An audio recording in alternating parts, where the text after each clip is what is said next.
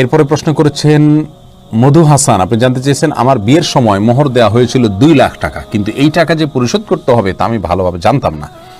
এখন আমি টাকাগুলো পরিশোধ করতে চাই, যদিও এটা আমার জন্য কষ্টকর। আমি বিয়ের পর আমার স্ত্রীকে স্বর্ণ দিয়েছি, এখন যদি এই স্বর্ণগুলো দাম ধরে এবং 2 লাখ টাকা হতে যত বাকি থাকে তা দিয়ে মহারণা পরিশোধ করি, তাহলে কি আমার মোহর আদায় হবে? আর আমার স্ত্রী মহারণার টাকাগুলো নিতে একদম নারাজ।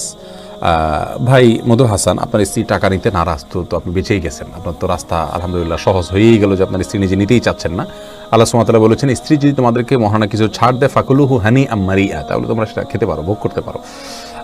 আপনার স্ত্রীকে যেই স্বর্ণগুলো আপনি দিয়েছেন, উচিত ছিল তখনই এটাকে মহারণার বাবদ দেওয়া, তাহলে আপনি মুক্ত হয়ে যেতে পারতেন।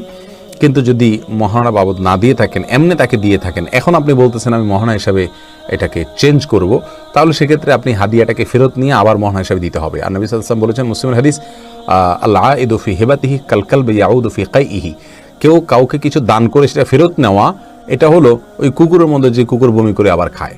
তার মানে জিনিসটা অত্যন্ত জঘন্য এবং অপছন্দনীয় হিসেবে দেখেছেন। আপনি স্ত্রীকে দিয়ে দিয়েছেন, ওটা হাদিয়া হয়ে গেছে, শেষ। এখন আপনি আবার ওটাকে মহারণার নিয়ত করা মানে হলো তাকে ফেরত নিয়ে তার কাছ থেকে আবার নতুন করে আরেকটা নিয়ত করা, যেটা অসুন্দর হবে। এখন আপনার সাধ্যে যেটুকু আছে সেটুকু দেন।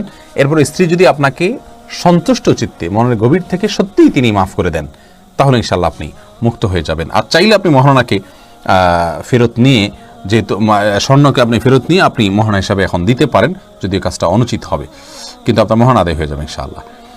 আর ওই টাকা যদি স্ত্রী মাফ করে দেন, আপনার মুক্ত হয়ে গেল। না হলে আপনি আস্তে আস্তে দেওয়ার চেষ্টা করলেন, যতটুকু সম্ভব ততটুকু।